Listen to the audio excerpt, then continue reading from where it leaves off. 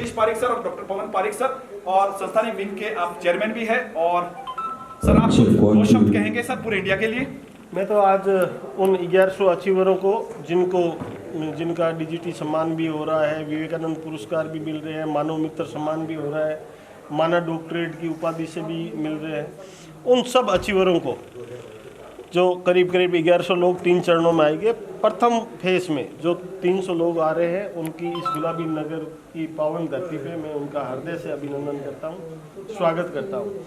और जिस तरीके से मैनेजमेंट आप लोग देख ही रहे हैं, सारे लोग सुव्यवस्थित रूप से मैनेजमेंट करने में ही लगे हैं। ये है अपना परिवार, ये है अपने कार्यकर्ता। बहुत बहुत धन्यवाद। Thank you sir, thank you. मैं आज इतने लोगों के सामने जो खड़ी हूँ तो वो पवन सर की वजह से हूँ। और कुछ भी कभी भी अड़चन आई तो पवन सर हमेशा होते हैं कि अनिता जी कुछ नहीं होगा, हम हैं आपके साथ और हम सब संभाल लेंगे, आप करो, ये बात करो आप। तो मैंने तो कभी भी मेरे घर के लोगों के अलावा किसी भी लोगों के सामने मैंने बात नहीं की थी, मगर आज मैं इतने बड़े स्टेज पे हूँ और हेल्प इंडिया ने जो भी मेरे लिए इतना बड़ा मुझे मान सम्मान दिया है और हेल्प महिला विंग की जो मुझे चेयरमैन पद दिया है, इसके लिए भी मैं जगदीश पारिक सर का और पवन सर का बहुत बहुत धन्यवाद करना चाहती हूँ। आज उनका मैं बहुत बहुत धन्यवाद करती हूँ और मुझे सपोर्ट करते हैं पवार सर, संजय पवार सर, उनका भी मैं धन्यवाद करती हूँ। और मैं स्टेज पे बुलाना चाहती हूँ सर। थैंक यू आप सभी का, और स्पेशली हेल्प इंडिया का, पवन इंडिया का कि उन्होंने मुझे यहाँ बुलवाया और आपके सामने रूबरू होने का मौका दिया, उसके लिए मैं आप सभी का बहुत बहुत धन्यवाद करती हूँ। और अपने सफर के बारे में सबसे पहले तो मैं धन्यवाद देना चाहूँगी हेल्प इंडिया को। कहते हैं कि जन्म तो ऊपर वाला देता है, लेकिन जो पेट पालता है ना, वो जन्म देने वाले से भी बड़ा होता है और वो भगवान से भी बड़ा होता है।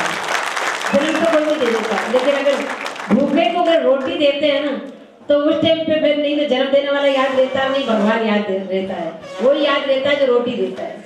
तो हमारे अभी कलाकारों का कोरोना काल तो आया है, लेकिन स्पेशली कलाकारों पे आया है, क्योंकि कलाकार लोगों को वो ऐसे लोग हैं कि जो रोज कुआं खोदे रोज पानी पिए, ऐसे कलाकारों की हेल्प की है कोरोना में और लॉकडाउन में। ऐसे टाइम पे लोग घर से नहीं निकल रहे थे, लेकिन हमारे भैया पवन भैया, हमारे पूनम चीजा, ये नहीं रुके, इनके कदम नहीं रुके, ये पूरे 3 महीने आज तक हेल्प कर रहे हैं। हमारे घर में सैनिटाइजर की मशीन भेजी सब कलाकारों को सैनिटाइजर करने के लिए, पूरी गली को करने के लिए, और बार बार में किट भेजते रहे। कितनी बार इनकी तरफ से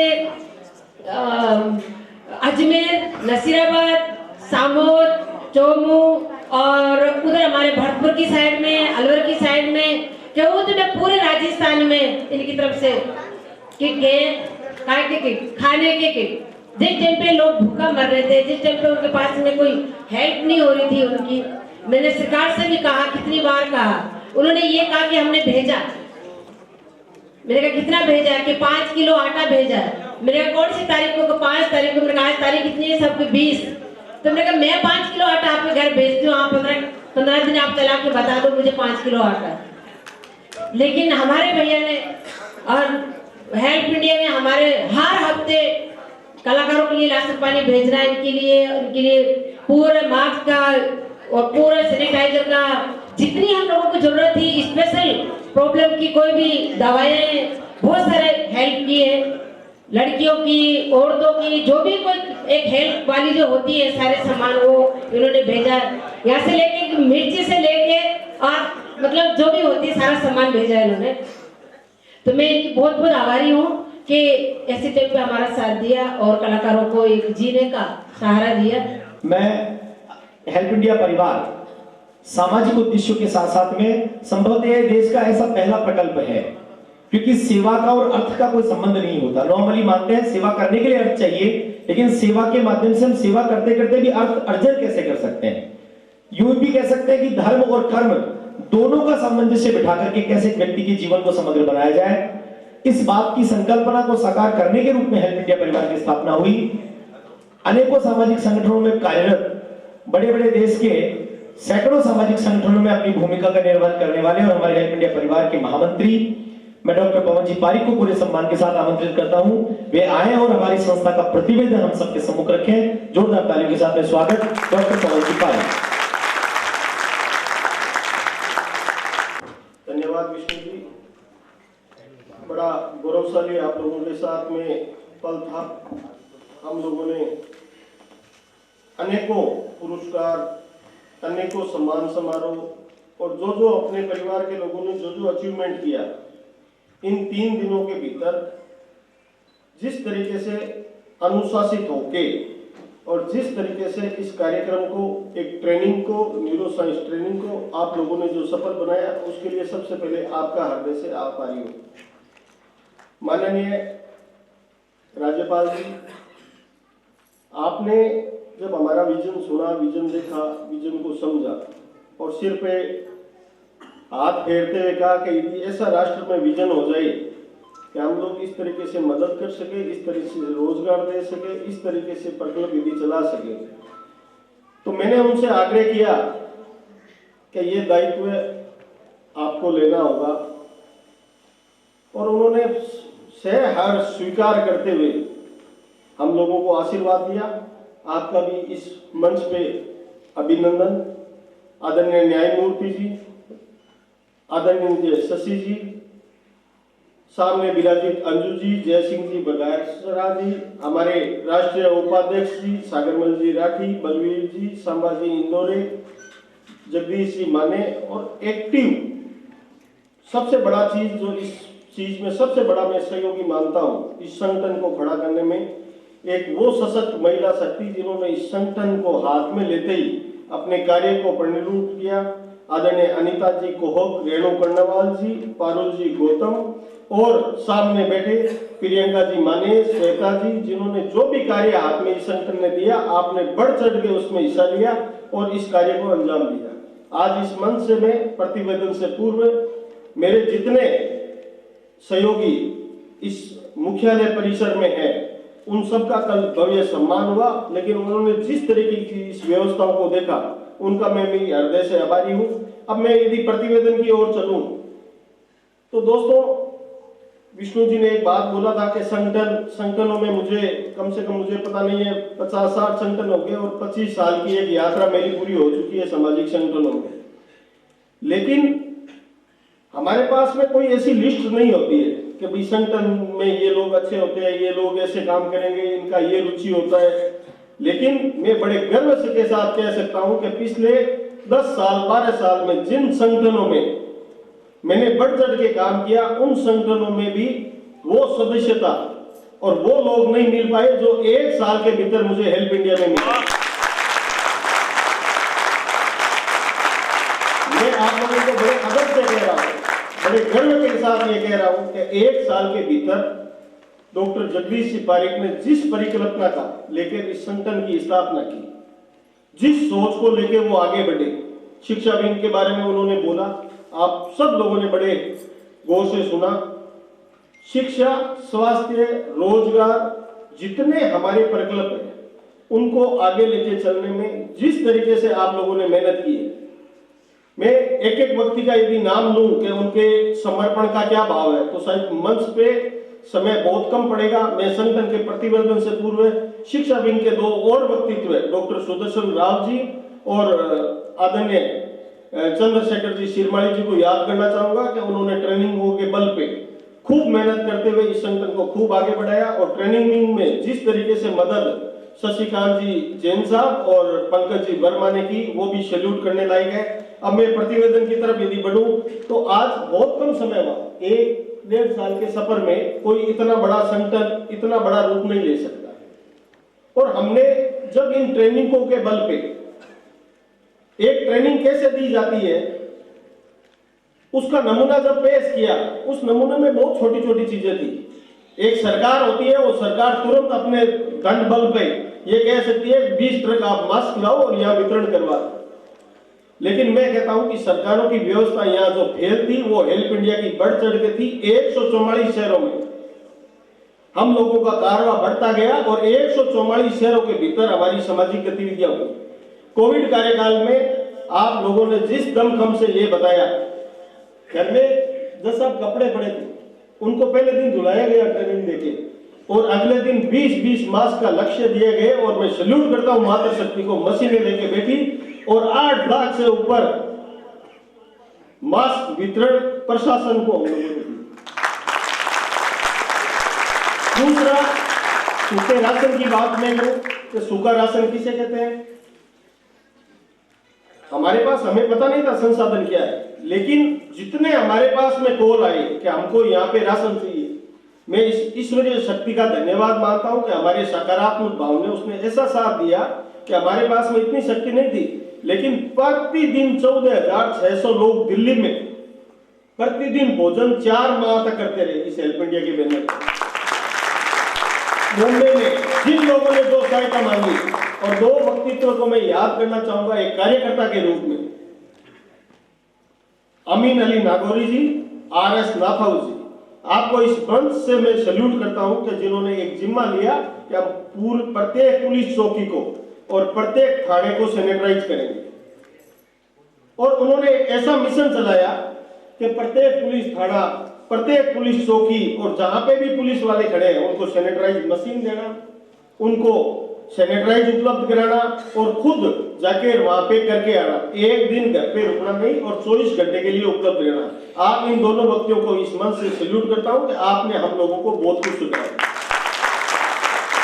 और एक बच्ची का मैं जिक्र करना चाहूंगा, मैं डॉक्टर जगदीश जी से आग्रह करूंगा कि एक उदाहरण के रूप में एक बच्ची हमारे बीच में उपलब्ध है, आप उसका मोमेंटो देके उस बच्ची का सम्मान करें। और उस कार्यक्रम के बाद में उसने उस कार्यक्रम को देखा, हमारे कार्यक्रम को, और मैं परिवार का जिक्र नहीं करना चाहता, लेकिन एक ऐसे परिवार से आती है कि उसका दुखड़ा उसने रो रो के बताया, लेकिन हेल्प इंडिया की एक्टिविटी एक दिन भी उसने बंद नहीं होने दी और लगातार वो एक्टिविटी करती गई। और हर दिन हेल्प इंडिया की शिक्षा का प्रशिक्षण हो, DMIT का प्रशिक्षण हो, सीखना और रोज सिखाना। एक दिन सीखो और दूसरे दिन सिखाओ। मैं मंच पे आह्वान कर रहा हूं मनीषा का, उत्तर प्रदेश से आई हुई मनीषा का, वो इसे कर रहे हैं। साथ ही रोजगार दिन के बारे में आप सब लोग अवगत हैं, लेकिन मैं एक छोटा सा आह्वान कर रहा हूँ इस मंच से। पहले आइए मंच कर दिया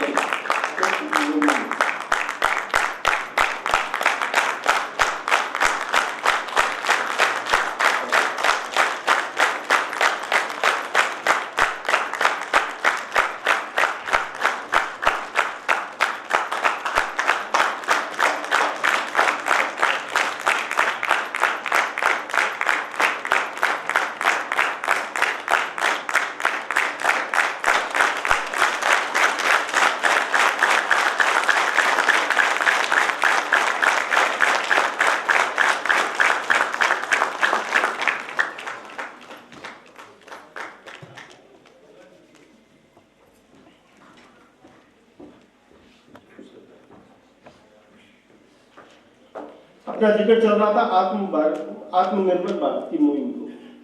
हमने अक्सर देखा कि सरकारों में ये बातें बरसों से होती जा रही है कि हम आत्मनिर्भर कैसे बने, लेकिन एक कोविड कार्यकाल ने हम लोगों को सिखाया कि हम लोगों को आपको लैपटॉप भी देने थे, लेकिन लैपटॉप हम मंगाए जैसे पन्नी बनाने की वो भी मशीन कोई छोटी मोटी भी आ रही है, चिप भी आ रही है, वो चाइना से आ रही है, फ्लाइटें बंद है, हमको लैपटॉप इस पूरे देश में नहीं मिले। और हम लोगों को इतने बड़े लैपटॉप यहाँ इन लोगों को वितरण करने थे, लैपटॉप उपलब्ध नहीं थे। तो हमको लगा कि आत्मनिर्भर भारत की बात या परिकल्पना सरकारों के एक भाषणों की तरह होती है, हम इसको कैसे करें। बड़ा आत्ममंथन हुआ, कई विशेषज्ञों से इसकी राय ली गई और इसको धरातल पे कैसे उतारे। पूरी टीम लगी, पूरी मीटिंगें हुई, डॉक्टर जगदीश जी ने खूब लोगों से जूम मीटिंग के मार्फत कनेक्ट किया, सागरमल जी राठी लगे, एक विष्णु जी यहाँ नहीं पहुंच पाए, दुबई है वो लगे, और पूरी की पूरी टीम लग के एक मनन किया कि हम लोग इसको आत्मनिर्भर भारत मुहिम से कैसे जोड़ें। तो हमने ये तय किया कि हमारे जितने भी लोग हैं वो यदि कोई प्रोजेक्ट बनाते हैं और एक वर्किंग कमेटी में लाते हैं कि हम इतना ये प्रोजेक्ट बना के आपको दे सकते हैं, तो हम इसको अपने पोर्टल पे उतारे। वो लोग कैसे रोजगार, उनको कैसे हम लोग इसको बहुत बड़े रूप में आगे बढ़ाए। और एक होम गैलरी की डिजाइन की गई कि मात्र 25,551 रुपए में सुबह से लेके और शाम तक की सामग्री उसमें रखे जाए और वो उनकी जरूरत की हो। ट्रांसपोर्टेशन का और कोरियर का किराया कैसे बचाया जाए और वो हम लोगों में आपस में किस तरीके से उनको रोजगार एक सशक्त तरीके से दी जाए। और मैं बड़े गर्व के साथ कहता हूं कि आप लोगों ने उस मुहिम में भी बढ़ के हिस्सा लिया। आज हमारी करीब 100 से ऊपर होम गैलरी खुल चुकी है, डिस्ट्रिक्ट डिपो खुल चुके हैं, और एक रोजगार पोर्टल की जिस अवधारणा पे हम लोग अभी चल रहे हैं, बैंक से टाइप हो गया, संभवतः आजकल में ही उसका विमोचन हो जाएगा। उसके बाद में मुझे उम्मीद है कि 500 होम गैलरी, 500 DMIT सेंटर और 500 ई गवर्नेंस के सेंटर हम अगले माह में खोल लेंगे। तो ये अवधारणा बनाना केवल ये नहीं होता कि हम लोग अवधारणा बना ले उस पर चले कैसे। अपने अपने क्षेत्रों में जितने लोग विकेंद्रीकरण मुहिम के तहत आप लोग कार्य कर रहे हो, मुझे पूरा उम्मीद है कि हम लोग आत्मनिर्भर भारत बनाने की इस मुहिम को, सपने को सुव्यवस्थित करके इस सपने को हम लोग साकार कर पाएंगे। एजुकेशन विंग का डॉक्टर साहब ने अभी बताया, उन्होंने केवल ये प्रतिवेदन पेश करने की तरह ही बताया, लेकिन मैं कहता हूं कि इन्होंने कितनी मेहनत की है, इतनी मेहनत की है कि मैं यदि कुछ नाम लूं इस प्लेटफॉर्म पे, सामने अंजू भंडारी जी बैठे हैं, कितनी उस मुहिम में उन्होंने दौड़ भाग लगाई, उस मुहिम में करते हुए कितने लोगों ने, कल जिनेंद्र जी सोनी आए थे, 17 कंट्रियों में जो शिक्षा के लिए लगातार काम कर रही है वो हमारी नेशनल वर्किंग कमेटी में डॉक्टर सतनाम दाउस्कर जी, उनके साथ में आपने कितने शिक्षाविदों के साथ में मीटिंग की है। हम लोग आने वाले 2 या 3 महीनों में ऐसी शिक्षा की तरफ बढ़ रहे हैं कि कम से कम डिजिटल शिक्षा जो है वो संपूर्ण तरीके से इस भारत को फ्री मिले, और ये राजस्थान में अभियान चालू हो चुका है। इसी तरीके से मैं यदि दूसरी बात करूं, आपको एक शख्सियत हमारे सामने बैठी है, डॉक्टर प्रशांत चतुर्वेदी जी, फॉर्मर IPS है आप, उन्होंने योगा भी दिया, आयुर्वेदा भी दिया। अंतरंग योगी जी कोई कारणवश नहीं आ सके, आज उनका काफी बड़ा वहां सम्मान का कार्यक्रम है, और राजा सिंह जी, इन लोगों ने जो प्रिवेंटिव हेल्थ को लेके मुहिम छेड़ी। मैं राजा सिंह जी को अगली आवाज के लिए बुलाऊंगा कि प्रिवेंटिव हेल्थ को वो जरूर इस प्रतिवेदन के रूप में पेश करें। लेकिन मात्र 10 रुपए की सदस्यता में, और भारत सरकार और राज्य सरकारों के जो कोर्स है वो बढ़ा के उन्होंने जो पोर्टल पे छोड़े, आज 3-3 लाख केंद्र सरकार की नौकरियां निकली हुई है, राज्य सरकारों की सैकड़ों नौकरियां लगी हुई है, उनके जो कोर्स है वो सारे बना के डिजिटल प्लेटफॉर्म पे अपन ने लोगों को दे दिए। इस मुहिम से हमको दूसरा फायदा और दिख रहा है, वो फायदा यह दिख रहा है कि आज हमारे इस मुहिम को देखते हुए राजस्थान के नहीं, संभवतः भारत का सबसे बड़े इंस्टीट्यूट में एक एलन ने हमारे से टाई अप किया है कि इस मुहिम में हम आपके साथ जुड़ना चाहते हैं, और एलन के बाद में रिजोनेंस ने किया, रिजोनेंस के बाद में बीकानेर तकनीकी यूनिवर्सिटी ने किया, और ये मुहिम राजा सिंह जी कैसे आगे बढ़ाएंगे वो खुद आपको बताएंगे। लेकिन मैं आपको एक दावा करता हूं कि इस प्रिवेंटिव हेल्थ, बीमार पड़ने से पहले दवा क्या दी जाए, इस मुहिम में यदि हमारा सपना साकार होता है तो 1 साल के भीतर भीतर भारत का पहला ऐसा संस्थान होगा जो रजिस्टर्ड KYC किए हुए 1 करोड़ क्रॉस हो जाएगा। ये बहुत बड़ी उपलब्धि रहेगी। और अपने जितने कार्यक्रम किए हैं वो कार्यक्रम आप लोगों के बलबूते ऐसे संपन्न हुए हैं कि मैं एक छोटा सा उदाहरण देना चाहूंगा। नासिक की धरा पे हम जब लोग गए, हमारे वहां पे ऐसा कोई था नहीं कि नासिक में कैसे की, लेकिन इन महाराष्ट्र टीम को, संभाजी इंदौरे बैठे, संजय भालेराव जी बैठे, इन टीम ने हमको वहां बुला के कहा कि हमारे यहाँ पे घूमर कार्यक्रम कर रहा हूं। तो मैंने कहा यहाँ घूमर का क्या लेना देना। और आप विश्वास करो साहब, वो ग्राउंड छोटा पड़ गया। 4 दिन पहले मोदी जी वहां बोल के गए थे, लेकिन ग्राउंड नहीं भरा। लेकिन हमारे घूमर के लिए महिला जो 5000 विश्व रिकॉर्ड के लिए बुलाया हुआ था, वो 15000 महिलाएं वहां पे नृत्य एक साथ करके हमको इतने छोटे समय के अंदर इस तरह के आयोजन करना और निरंतर आयोजन करना, और एक आदेश पे इस वैश्विक महामारी में भी आप लोगों ने जिस तरीके से बढ़ चढ़ के हिस्सा लिया, एक संगठन को स्थापित करने के लिए आप लोगों ने जिस तरीके से मेहनत की, मैं आप सब लोगों का सैल्यूट करता हूं। मैं बस इतना ही आग्रह कर रहा हूं कि हमारे पोर्टल, जितने पोर्टल है, कुछ दिन में आपको हर पोर्टल की एक मेहनत अलग झलक दिखेगी। और जितने उत्साह से कल प्रियंका जी माने ने यहाँ आके जिस तरीके से घोषणा की कि मैं पूरे भारत का इस तरीके से दौरा करूंगा, इस तरीके से DMIT खुलवाऊंगा, इन पोर्टलों को आप पढ़े, आप खुद समझे और एक तरीके से इस मुहिम का आप हिस्सा बने। मैं आप सब लोगों को आपको पूर्णतः विश्वास दिला रहा हूं कि जितने भी हमारे काम हैं पोर्टल में कुछ दिन पहले मतलब इतने लोग टूट पड़े के रुकावट आई, लेकिन हम आपको विश्वास दे रहे हैं कि ई गवर्नेंस हो चाहे हमारे पोर्टल हो, अब अगले कुछ समय में हमारे इन हाउस सारे कार्यक्रम हो जाएंगे। और अगली मीटिंग में शायद हम जब आप मिले तो एक बहुत बड़ा मैं मैप लेके आऊंगा कि जयपुर में पहला भारत का हेल्प इंडिया का नगर बसने जा रहा है। और उसमें तो पहले चरण में जिला अपना मुख्यालय एक जगह पे हो, उसका लगभग डिजाइन, लगभग कार्यक्रम सारा लगभग नरेंद्र जी हर्ष और सागरमल जी राठी ने लगभग तय कर लिया है। और मैं आपको विश्वास दिलाता हूं कि एक जगह पे ही अपनी रिडजी स्कूल के कार्यक्रम, बेगलेस के स्कूल के कार्यक्रम वो हम किस तरीके से भारत में खोले, एक हमारा शानदार मुख्यालय और एक शानदार आप लोगों के रुकने करने की व्यवस्था, उसका नक्शा मैप सब तैयार हो गया। लेकिन मैं आपको पता है ना, बहुत धीरे चलता हूँ, जल्दबाजी में कोई चीजें हम लोग इसको प्रांगण में नहीं उतारते हैं, क्योंकि परिकल्पना साकार में कल प्रियंका जी से, श्वेता जी से, इनसे हमारी बात हो रही थी, तो मैंने कहा हमको सब पता है कि हम किस तरीके, लेकिन बहुत जल्दबाजी में किए हुए कदम नहीं करके हम लोग एक पूरा डिजाइन बनाए, पूरा डिजाइन बनाने के पास इस धरातल पे हम लोगों को उतारे, ताकि प्रत्येक व्यक्ति इस संगठन के नाते, सामाजिक संस्थान के नाते हेल्प इंडिया को पूरे भारत में एक उदाहरण के रूप में जाने। आप सब लोगों को बहुत बहुत धन्यवाद।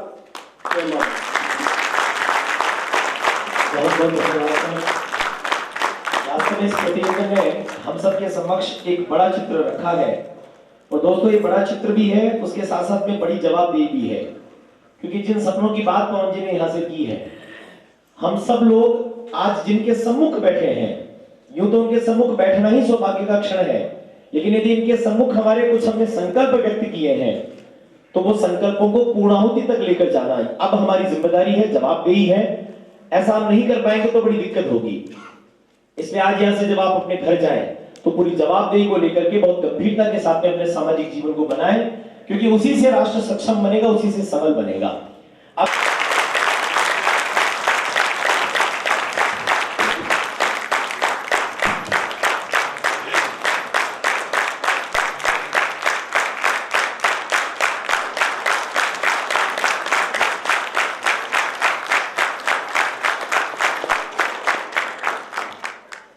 इसके पहले कि शपथ ग्रहण का कार्य प्रारंभ हो, मैं एक निवेदन करना चाहता हूँ। हेल्प इंडिया के कार्यक्रम से मैं पिछले करीब 1 साल से जुड़ा हुआ हूँ, और डॉक्टर पवन जी तारिक वो अपने साथियों के साथ मेरे पास आए थे, कार्यक्रम के बारे में बताया, मुझे अच्छा लगा और मैंने उनसे निवेदन किया। उन्होंने ये जाहिर किया कि हम आपको इस ऑर्गेनाइजेशन का अध्यक्ष बनाना चाहते हैं। मैंने उनसे निवेदन किया कि देखिए कि पिछले 5-7 सालों से मैंने सामाजिक और अन्य संस्थाओं से काम करना बंद कर दिया है। मेरी आयु और मेरी हेल्थ एक्टिव कार्य करने के लिए मुझे इतनी सहायता नहीं करती है, लेकिन उनके अनुरोध पर मैंने 1 साल के लिए हेल्प इंडिया का अध्यक्ष बनना स्वीकार किया।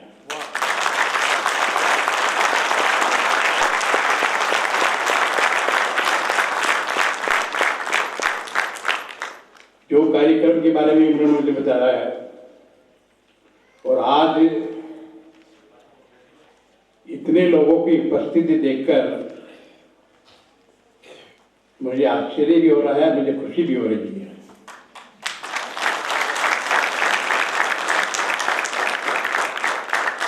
और इतने लोगों की उपस्थिति इस बात को बताती है कि कार्यक्रम किस प्रकार से लोगों ने स्वीकार किया है। हमारे जवान साथी भाई बहन इस कार्यक्रम के साथ जोश और शक्ति के साथ जुड़े हैं इसको आगे बढ़ाने के लिए। साथियों, ये संस्था सिर्फ मात्र 2 साल पहले प्रारंभ की गई थी और जहाँ तक मैं सोचता हूँ कि डॉक्टर जगदीश पारिक की एक ब्रेन चाइल्ड है जिन्होंने इसको प्रारंभ किया था। अब चूंकि मेरा भी कार्यकाल खत्म हो रहा है और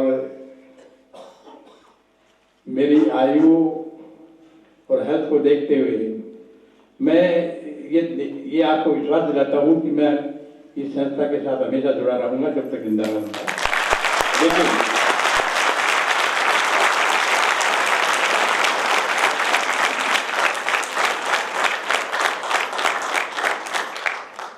लेकिन मैं ये चाहता हूं कि डॉक्टर जगदीश पारिक जो इस संस्था के और इस पूरे सोच के फादर हैं जिन्होंने ये प्रारंभ किया है, उनको इस संस्था का कार्यभार अब कार्यकारी अध्यक्ष के बजाय अध्यक्ष के रूप में स्वीकार करना चाहिए।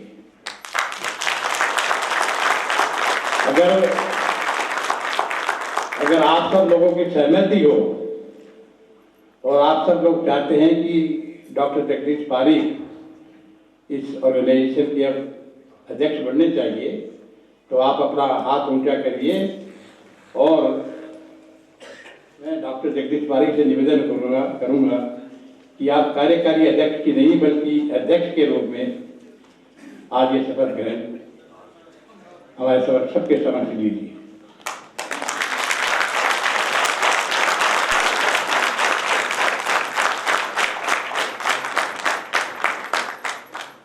भाई जगदीश जी, जितने भी यहाँ पर लोग उपस्थित हैं, सबकी इच्छा है और सबने इसको स्वीकार किया है कि आप आज सर आशीर्वाद तो हमें आपका एक साल के बाद स्वीकार किया। 1 साल के बाद आप 1 साल हो गए है ना। 1 साल आशीर्वाद एक जब देखिए जब किसी संस्था का फाइनल प्रोग्राम होता है वो संस्था का 1 साल पूरा हो जाता है, तो 1 साल पूरा हो गया, मैं जुड़ा रहूंगा। मैंने कहा आप चाहे मुझे इसका किसी भी रूप में किसी को जब दायित्व जो हो वह इसे जुड़ा रहूंगा, आप निश्चित रूप से देखिए।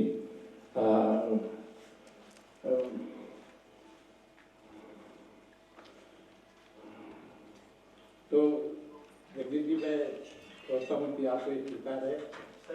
जगदीश जी ही आपके नेतृत्व में काम कर नहीं, रहे हैं। मैं एक साल के बाद में सुनिए ऐसा है कि मैं इसका ऐसा है, सुनो भैया, अब तो सारी पब्लिक ने इनको स्वीकार कर लिया। 1 साल बाद के लिए क्या सर? 1 साल बाद के लिए चीफ पेट्रन के रूप में पैटर्न बनूंगा। चीफ पेट्रन के रूप में आप हैं, जगदीश जी आज से अध्यक्ष के रूप में जाने जाएंगे।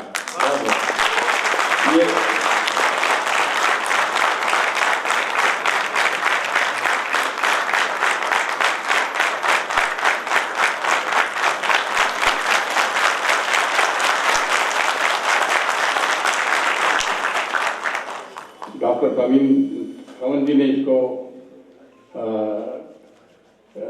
स्वीकार कर लिया है,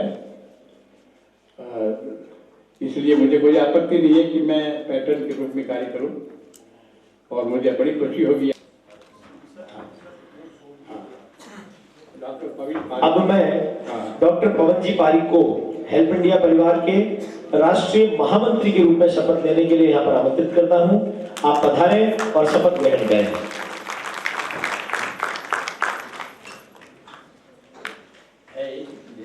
मैं पवन कुमार पारिक वहां पर माइक दे दीजिए, माइक आ गया।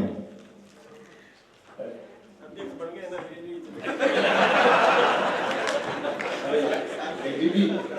जगदीश जी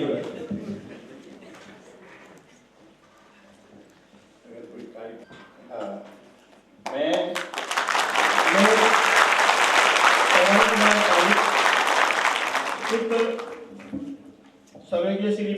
रामलाल जी पारिक ईश्वर को साक्षी मानकर शपथ लेता हूं कि सदैव हेल्प इंडिया परिवार के राष्ट्रीय एवं सामाजिक कार्यों के उद्देश्य को सदैव बिना किसी लाभ के आगे बढ़ाने में निष्ठापूर्वक कर्तव्यों का पालन करूंगा। मैं संस्था के राष्ट्रीय महामंत्री पद पर रहते हुए संविधान के मुताबिक एवं लोकतांत्रिक निर्णयों का पालन करते हुए संस्था के कार्यों को आगे बढ़ाने में समर्पित रूप से अपनी भूमिका निभाऊंगा। जय मां भारती। आप सबका धन्यवाद।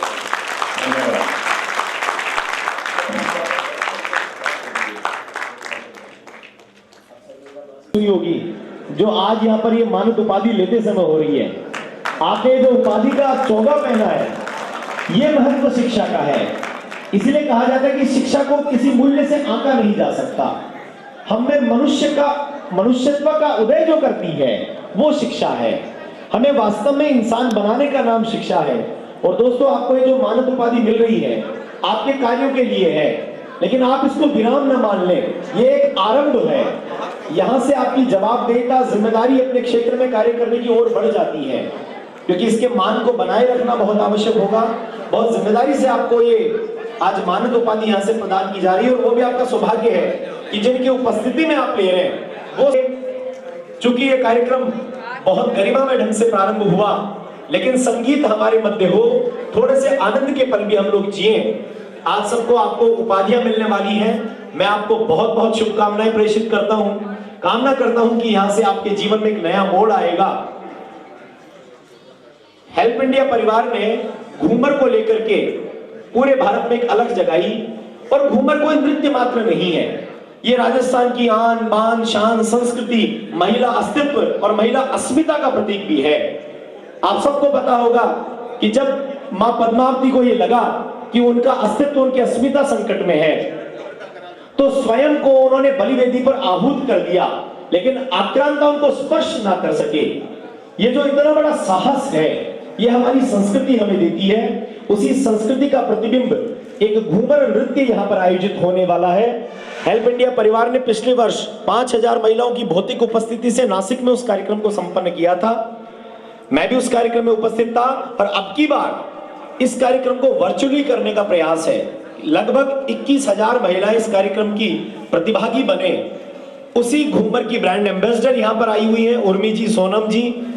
मैं चाहूंगा कि एक बार यहाँ से इस घूमर पोस्टर का विमोचन हमारे अतिथि कर रहे हैं।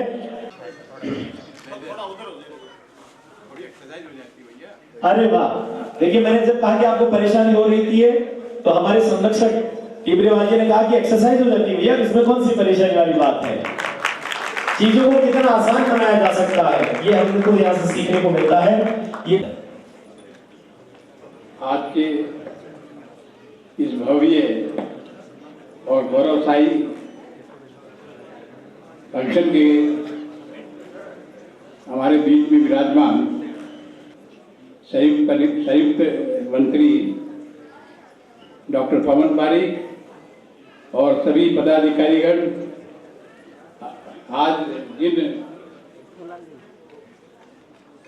भाई और बहनों को पीएचडी की डिग्री दी गई है अपने कार्य करने के लिए, उन सबको बहुत बहुत बधाई।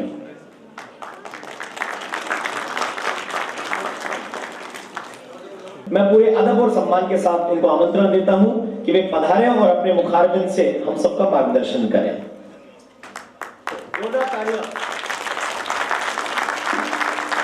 धन्यवाद सभा संचालक महोदय श्री पारिक जी, मंच पर आसीन हमारी विभूतियां महामहिम श्री डॉक्टर आर्या जी, श्रीमती अंजू जी, श्रीमती शशि टंडन जी जो उपभोक्ता फोरम की जज रही हैं, और जितने भी कार्यकर्ता लोग हैं, अध्यक्ष महोदय श्री जगदीश जी जो आज के नवनिर्वाचित अध्यक्ष हैं, के भाई हैं।